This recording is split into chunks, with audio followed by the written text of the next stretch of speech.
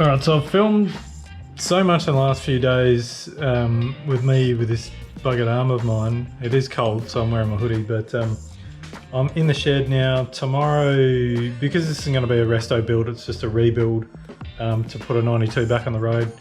Got the engine all cleaned up, decided not to pull it down because it seemed alright, so I'm going to run the gauntlet and see how it goes.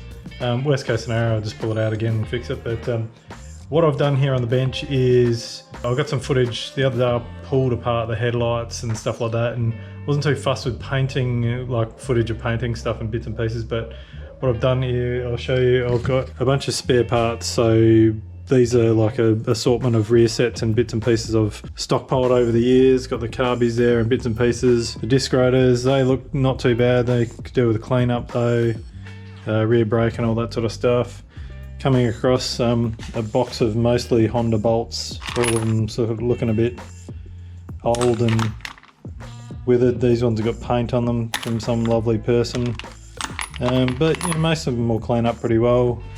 The plastics here, I've cleaned all these, I've washed them. An okay set of original mirrors, a few marks, but they're genuine Honda ones, so I'll use them, just clean them up. And then moving across here, as anyone who's owned an early Fireblade knows, wiring looms can be bastardised and chopped up and all sorts of crap like that. People constantly ruining them, and I know it's because people are changing indicators and stuff like that. I mean, this one here had this random plug on it for the headlights because they decided to make an aftermarket headlight loom. Probably somebody's mate's brother's uncle was an auto electrician and did it for him. And then over here on the bench, I have these parts are the ones that I've pretty much started fixing and painting. Not total show quality, but just a new lease of life. Triple clamp, nice coat of paint on there. Fans all black again. Handlebars black. I didn't have any factory bar weights, so I got some aftermarket ones and painted them black. I do have a standard 43 tooth sprocket there and a 16 front. These are the headlights I had. They were not too bad, so what I did was I really carefully taped them all up, gave the glass a good clean, and then painted them with high temperature paint. Probably don't need to, but you know, worthwhile doing just because they get reasonably warm unless I put an LED headlight in them. But other than that, over here, frame, I'm just doing a little bit more of a tidy up on it. Rear shock, I may or may not pull the spring off and get a powder coat again, but like I was saying, I just want to ride this bike again. Last time I did a bike up and went totally OCD on it, I ended up not riding it and decided to sell it. Engine's reasonably clean now, it's not too bad.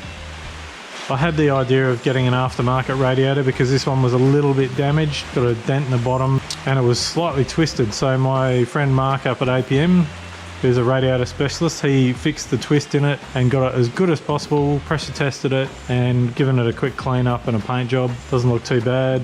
Headers here, these were old and rusty like they always do, but pretty good. Slight tiny dent there, but other than that, these are pretty good. Usually a lot of them have dents here from people landing wheelies too hard and stuff like that. But I've blasted these ones and then given them a coat of high temp paint.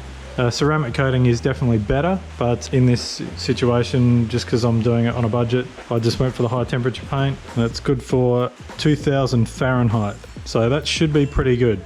I don't think they're going to get that hot. I gave the fork tubes, I just got rags on them to stop them leaning against the wall, but fork tubes, a bit of a polish up, they're pretty good. No nicks or pits in them, which is the ideal scenario. Clean up the bottoms, they're as good as I could get, and then the very bottoms were all stone chipped and stuff like that, so gave them a good blasting with a glass bead blaster and then painted them silver again, so not too bad. So tomorrow I've got my mate Jake coming over. I'm going to hopefully have all this ready to go. Motor, because I can't lift it myself because my arm, I can literally lift a cup of tea or a GoPro at the moment. That's about as good as it gets, but yeah, that's the fun of crashing motorbikes. But yeah, tomorrow's a big day, we'll put the motor in. Alright, we're in the shed. My friend Jake is here, and because my arm is totally wrecked, he's going to help me put this engine in. So you've got to put the forks in first, swing arm, sit on some paddock stands, and then get the engine in. So let's do it. Jake's also got a CBR like this one, so hang on.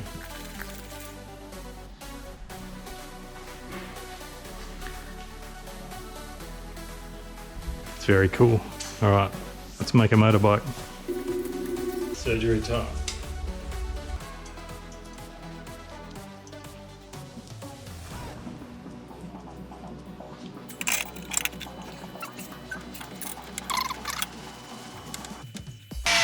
So I got Jake just with a bit of metal polish, and these are the old subframe bolts. It's a trick from my friends over at Iconic Motorbikes. Thanks, Steve. Basically just a bit of metal polish in the drill, and look at that. Like $1 million. It's time consuming, but it's worth doing, especially considering some of these bolts aren't available anymore. But once he's done them, we'll slip the subframe back on. I washed the subframe last night in the sink after I degreased it, and then I just cleaned it with soapy water. Subframe and swing arm. You don't even really need that much. It works really nicely just with the rotating in the rag there. Yep. He's impressed. He's going to go home and pull his bike apart and start doing it.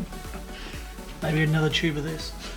Alright, so I got the bottom triple clamp in, and then slip on the top triple clamp and slide the forks into it so we can support the front end. With these here, a cheeky trick I've done is I get a spanner and put a bolt in it and lock the bolt up so that I can basically use this as a tool to do it up and do it up tight.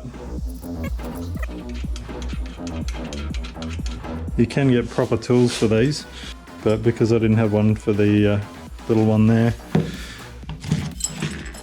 had to make one out of a socket.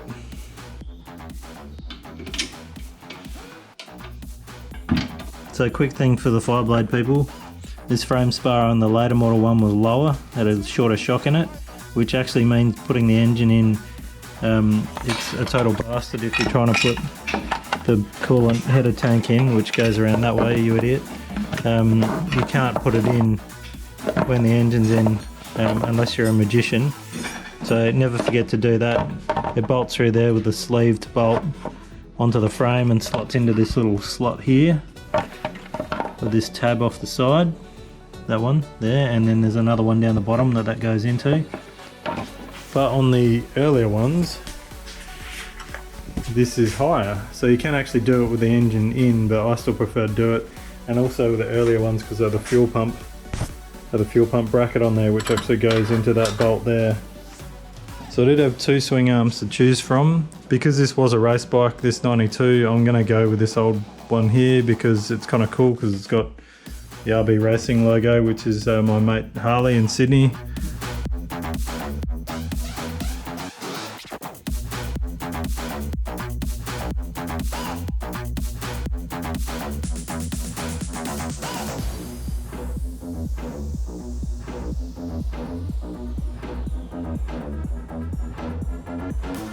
Front end's in, swing arms in, forks are in, and it wouldn't have happened without this man here. These are the exhaust manifold gaskets. They're a crush gasket, so these ones are pretty stuffed, so I'm putting brand new ones in. They're tube really, and then when you put them in they get squashed, so it takes up all the gap just in case they're slightly different. So got brand new genuine Honda ones, so we're going to chuck them in and get the headers on.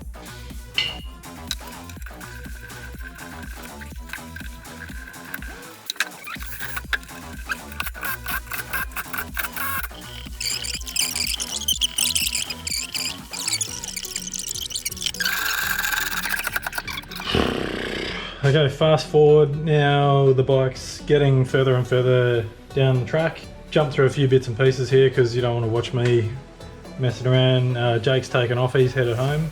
But basically got the engine sitting in, got the carburetors sitting back on, and the rear under tray sitting in the bike. Exhaust headers are on, front end's fairly assembled. I may still put some proper clip-ons instead of the factory ones, and considering pulling the engine covers off and giving them a coat of paint, but I'll run it for a little bit and ride it first because just want to, like I was saying, make sure the engine's all good. But other than that, it's now a matter of getting through these parts here, clean up the coils, find the best set of rear sets I've got. Being a ex-race bike, I might actually put this Renthal 47.2 sprocket on it and then go a 15-47 gear ratio on it, because that's pretty nice on the Fireblades, makes them pretty punchy. But other than that, you know, just be a nice bike to ride, and that's the whole point of the exercise. Possible future plans for this bike later on, but for the meantime it's like, just get it built. I am going against my words, and fingers crossed. I was trying to get some factory fairings for it, I couldn't get them. I've ordered a set of fairings, which I'll show you probably in the next video, from a Chinese seller. They say they're Australian based, but who knows.